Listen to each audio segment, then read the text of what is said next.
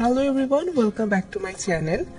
আজকের পর্বে তৈরি করে দেখাচ্ছি বাঙালিদের খুব পছন্দের একটা খাবার, যার নাম সরিষা ইলিশ। এখন চলুন দেখে নিই এই সরিষা ইলিশ বা সরষে ইলিশ তৈরির পুরো রেসিপি। তার জন্য প্রথমে আমি এখানে 1 কাপ পরিমাণ পেঁয়াজ গোটা করে কেটে নিয়েছি। এই পেঁয়াজটাকে আমি ব্লেন্ড করে ব্যবহার করব। আরও নিয়েছি 4-5টা কাঁচামরিচ, 1 চা চামচ পরিমাণ লবণ আর সাদা সরিষা ভালো করে পরিষ্কার করে ধুয়ে 10 মিনিটের জন্য পানিতে ভিজিয়ে রেখেছি। এবারে সরিষা, লবণ আর কাঁচামরিচটা একসাথে ব্লেন্ড করে নিতে হবে। এতে সরিষার যে একটা তিতা ভাব থাকে সেটা চলে যায়। এখানে আমি 700 গ্রামের মতো ইলিশ মাছ নিয়েছি আর মাছের পিসগুলোকে আমি একটু মোটা করে কেটে নিয়েছি। আরও নিয়েছি 1 টেবিল চামচ পরিমাণ লাল মরিচের গুঁড়া, 1 টেবিল চামচ হলুদের গুঁড়া আর স্বাদ মতো লবণ। নিয়েছি 4-5টা কাঁচামরিচ আর যে গোটা করে কেটে রাখা পেঁয়াজটা, সেই পেঁয়াজটাকে আমি এখানে ব্লেন্ড করে নিয়েছি। এখানে 1 কাপ পরিমাণ পেঁয়াজ বাটা হয়েছে আর এটা হচ্ছে সেই সরিষার বাটাটা। এবার একটা প্যানে পর্যাপ্ত পরিমাণ সরিষার তেল দিয়ে নিচ্ছি। তেলটা যখন গরম হয়ে আসবে ঠিক সেই পর্যায়ে এখানে পেঁয়াজ বাটাটা দিয়ে দিলাম। এবার তেলের উপর পেঁয়াজ বাটাটাকে কিছুক্ষণের জন্য ভেজে নেব।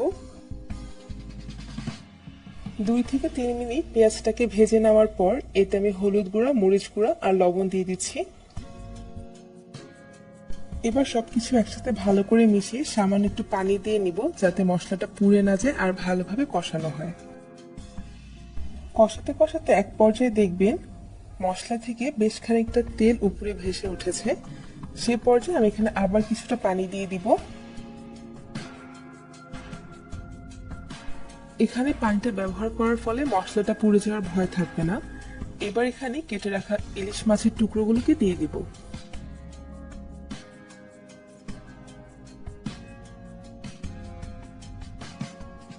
ইলিশ মাছ খুব নরম একটা মাছ আর এই মাছটা হতে তেমন একটা বেশি সময় লাগে না। আর যেহেতু আমরা এখানে ইলিশ মাছটাকে পুরোপুরি কাঁচা অবস্থায় ব্যবহার করছি, তাই মাছটাকে অবশ্যই ভালোভাবে কষিয়ে নিতে হবে। আর এই মাছটা অবশ্যই খুব সাবধানে নাড়াচাড়া করতে হবে, না হলে কিন্তু মাছটা ভেঙে যাবে। অলমোস্ট 7 থেকে 8 মিনিট পর এবার আমি মাছটাকে উল্টে দিব। উল্টে নেওয়া হয়ে গেলে অপর পাশটাকেও আমি 7 থেকে 8 মিনিটের মতন কষিয়ে নিব।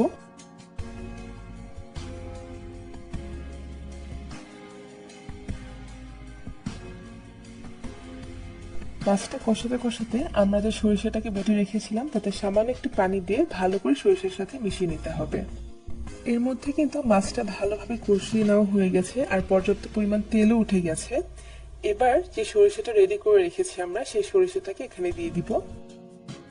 এবার সরিষাটাকেও একইভাবে কিছুক্ষণের জন্য কষিয়ে নিতে হবে, এতে সরিষার ফ্লেভারটা মাছের ভেতরে ঢুকতে পারবে। এখানে আমি সরিষাটাকে 10 মিনিটের মতন কষিয়ে নিয়েছি, এর ফলে বেশ খানিকটা তেল ভেসে উঠেছে। আর এবার খুব সাবধানতার সাথে মাছগুলোকে আমি আরেকবার উল্টে দিচ্ছি। রান্নার একদম শেষে আমি এখানে দিয়ে দিচ্ছি 7-8টা কাঁচামরিচ। এই কাঁচামরিচটা ঝাল অ্যাড করবে না, তবে সরিষা ইলিশে খুব সুন্দর একটা ফ্লেভার অ্যাড করবে। এই কাঁচামরিচটা অ্যাড করার পর আরো 5 মিনিট রান্না করে চুলা থেকে নামিয়ে নিলে কিন্তু মজাদার এই সরিষা ইলিশ একদম তৈরি। ভাত কিংবা পোলাওর সাথে কিন্তু এই সরিষা ইলিশ বাঙালিদের বেশ পছন্দের একটা খাবার। আমার আজকের রেসিপিটি যদি ভালো লাগে প্লিজ আমার চ্যানেলটিতে ভিজিট করে আমার চ্যানেলটিকে সাবস্ক্রাইব করবেন। Thank you.